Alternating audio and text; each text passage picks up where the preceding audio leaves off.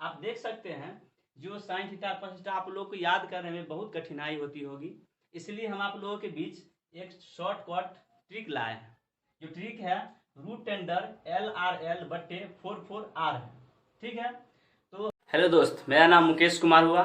मेरा चैनल है student academy Mukesh sir. तो आज हम लोग त्रिकोणमिति के बारे में बात करते हैं। तो त्रिकोणमिति के बारे में सबसे पहले हम बेसिक से समझते हैं। बेसिक से ये समझेंगे कि त्रिकोणमिति का मतलब क्या होता है, पहले ये समझेंगे।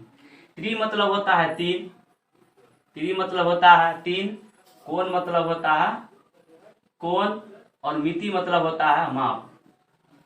तो तीन कोणों की माप को हम त्रिकोणमिति कहते हैं, या हम बोल सकते हैं तीन भुजाओं की माप को हम त्रिकोणमिति कहते हैं।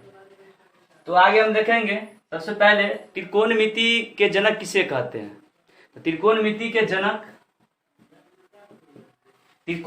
जनक हम लोग हिप्पारकस को कहते हैं।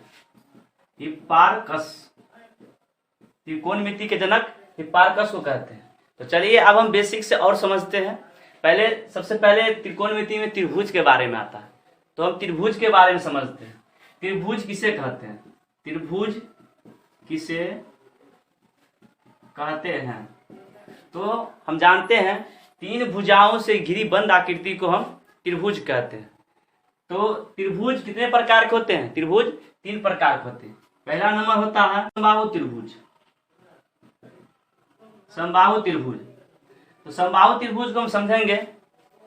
समबाहु त्रिभुज किसे कहते हैं। समबाहु त्रिभुज में सभी भुजाएं बराबर होती हैं। हम बोल सकते हैं जिस त्रिभुज की सभी भुजाएं बराबर हो उसे हम समबाहु त्रिभुज कहते हैं। इसका कोण 60-60 डिग्री होता है, 60 डिग्री 60 डिग्री 60 डिग्री होता है। अब दूसरा नंबर समझेंगे हम समद्विबाहु त्रिभुज। समद्विबाहु त्रिभुज, समद्विबाहु त्रिभुज किसे कहते हैं। तो समद्विबाहु त्रिभुज समझेंगे। सम मतलब होता है बराबर, द्वि मतलब होता है दो। जिस त्रिभुज की दो भुजा बराबर हो और एक भुजा भिन्न हो उसे हम समद्विबाहु त्रिभुज कहते हैं। जैसे मेरा ये दो भुजा बराबर हो जाएगा और एक भुजा ये भिन्न हो जाएगा, उसे हम समद्विबाहु त्रिभुज कहते हैं। इसमें बी कोण जो होता है 90 डिग्री का होता है, बी कोण 90 डिग्री का होता है। अब तीसरा नंबर है विषमबाहु त्रिभुज। विषमबाहु त्रिभुज होता है। अब हम विषमबाहु त्रिभुज किसे कहेंगे। विषमबाहु त्रिभुज जिस त्रिभुज की प्रत्येक भुजा भिन्न हो उसे हम विषमबाहु त्रिभुज कहते हैं, या जिस त्रिभुज की प्रत्येक भुजाएं विषम हो उसे हम विषमबाहु त्रिभुज कहते हैं। तो हम लोग त्रिकोणमिति में हम लोग समद्विबाहु त्रिभुज का प्रयोग करते हैं। चलिए आप लोग के बीच एक और उदाहरण है। त्रिभुज एबीसी में जिसका कोण बी समकोण है, एसी 5 सेंटीमीटर और बीसी 4 सेंटीमीटर, एसी 5 सेंटीमीटर और बीसी 4 सेंटीमीटर है, तो एबी का मान क्या होगा। एबी का मान पूछ रहा है, मतलब साइन लंब का मान पूछ रहा है। किसका मान पूछ रहा है, लंब का मान पूछ रहा है। तो आप लोगों को हम पीछे सूत्र बताए थे, लंब बराबर रूट अंडर कर्ण का स्क्वायर घटे आधार का स्क्वायर। आप लोग एक चीज और याद रखिएगा, इसमें ए बी का मान क्या होगा, उसके बाद साइन ए और कॉस सी का मान भी पूछा है। तो पहले हम ए बी का मान निकाल लेंगे, उसके बाद हम इसका मान निकालेंगे, इसलिए हम लंब का मान पहले निकाल रहे हैं। तो रूट अंडर कर्ण का मान है 5 का स्क्वायर, घटे आधार का मान है 4 का स्क्वायर। कोई दिक्कत। आगे देखते हैं 5 का स्क्वायर कितना हो जाता है 25 माइनस 4 का स्क्वायर 16। रूट अंडर 25 में से 16 गया तो 9 होता है, और रूट 9 किसका मान होता है, 3 का होता है। तो लंब का मान कितना निकल गया मेरा, 3 निकल गया। तो यहाँ पर हम 3 लिख देंगे। ठीक है, अब हम आगे देखेंगे। इसमें पूछा है साइन ए, पूछा क्या है, साइन ए का मान पूछा है।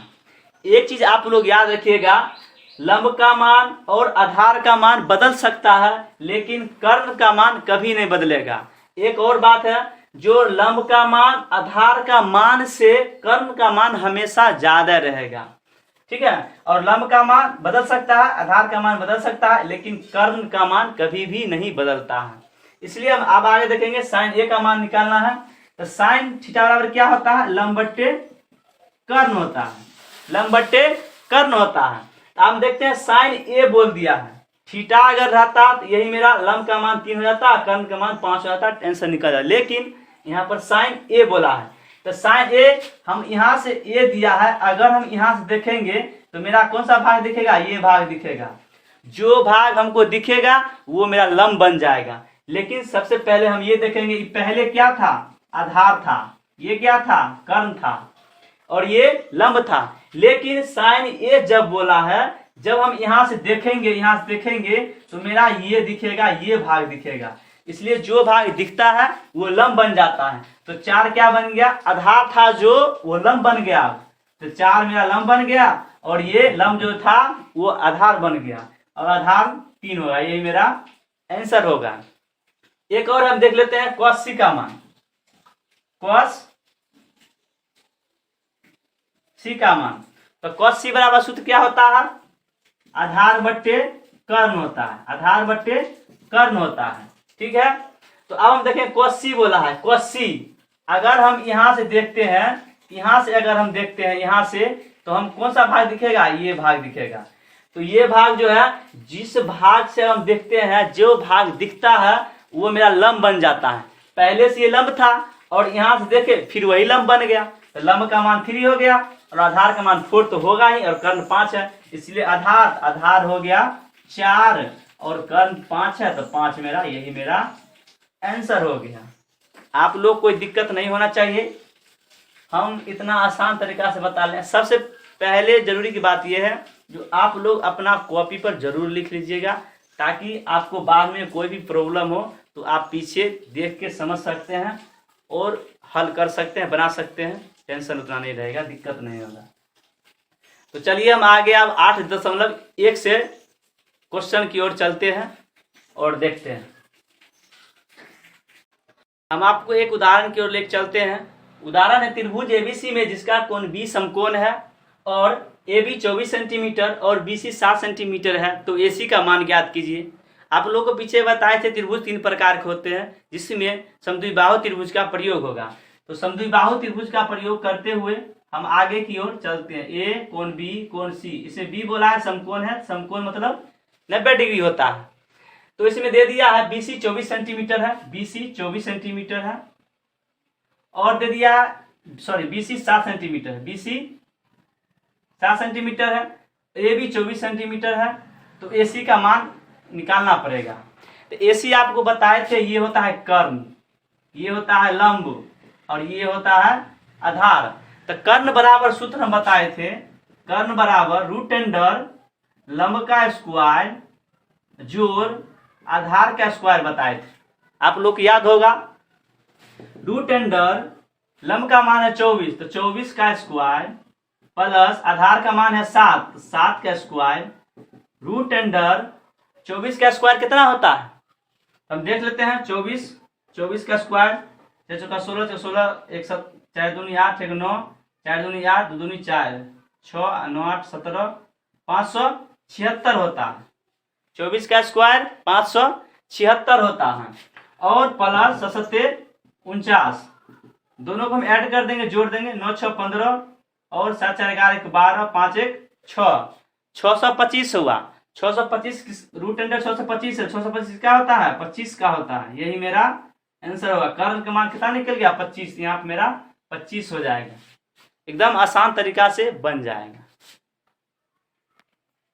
अगर इसी में पूछता साइन थीटा का मान निकाले, साइन थीटा का मान निकाले, तो हमको पता है साइन थीटा बराबर क्या होता है, लंब बट्टे कर्ण होता है, लंब बट्टे कर्ण होता है।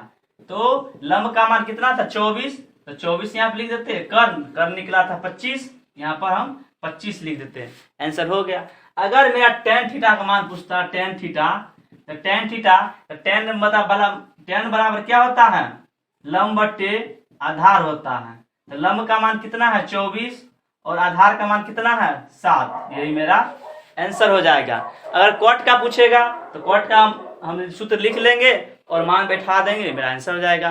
कॉट का पूछेगा तो कॉट का सूत्र लिख देंगे, मान बैठा देंगे, मेरा आंसर हो जाएगा। इसमें एक और चीज बदलेगा, वो है हम आगे बताते हैं आप लोगों को। तो चलिए हम आपको एक उदाहरण